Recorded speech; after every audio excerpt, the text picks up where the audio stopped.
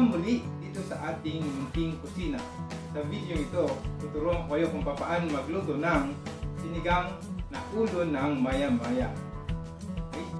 Enjoy! Bago ka pala dito sa ating YouTube channel, please do subscribe, like, share, and hit that notification bell button para ma-inform ka sa mga bago pa nating masasarap na recipe i-upload. Okay? So, simulan na natin. Narito ang mga ingredients. Narito ang mga sangkap na kakailanganin natin. Meron tayong isda, ulo ng maya-maya, meron tayong bawang, sibuyas, luya, at meron tayong Knorr sinigang mix original. Gagamit din tayo ng oil, patis, Knorr seasoning, paminta, repolyo, at tubig. Gagamit tayo ng isang malalim na kaldero. May takip. Ngayon, buksan ang kalan. Lagyan ng oil. Lagyan ng konting oil.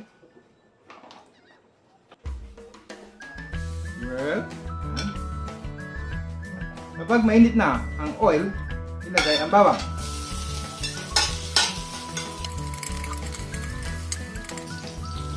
Hintayin mag golden brown ng konti ang bawang.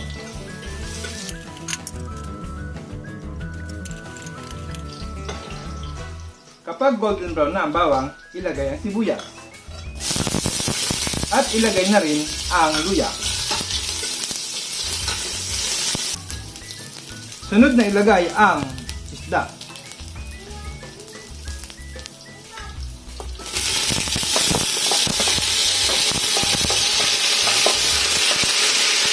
Hinaan ang apoy.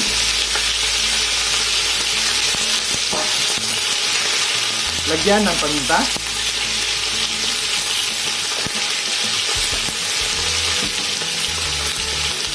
At lagyan ng tubig.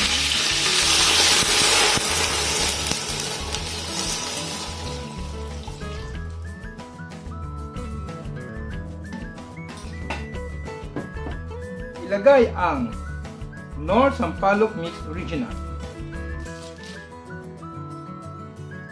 Haluin.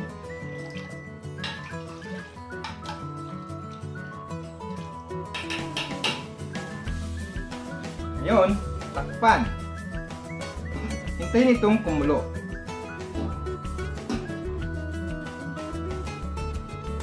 Kapag kumulo na, buksan. Uy. Yum, yum, yum! Yan, yun na. Ngayon, ilagay ang repolyo.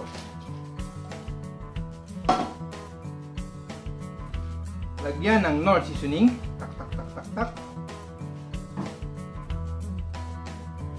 At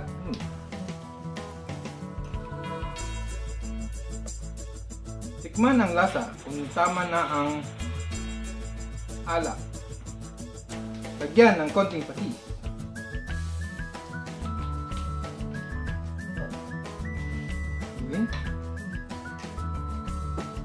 Pwede nyo rin siyang lagyan ng kamatis at ng green na sili.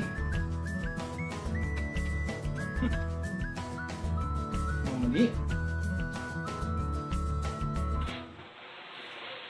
Okay. Kapag naihalo na natin ang lahat, maghintay ng 2 minuto bago ito patayin. Eto na.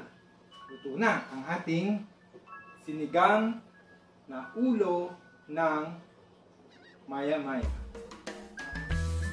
I-serve na natin. Kuha tayo ng malalim na lalagyan at i-serve natin. So ito na, buksan na natin. Wow! At isalin ito sa lalagyan. Uy!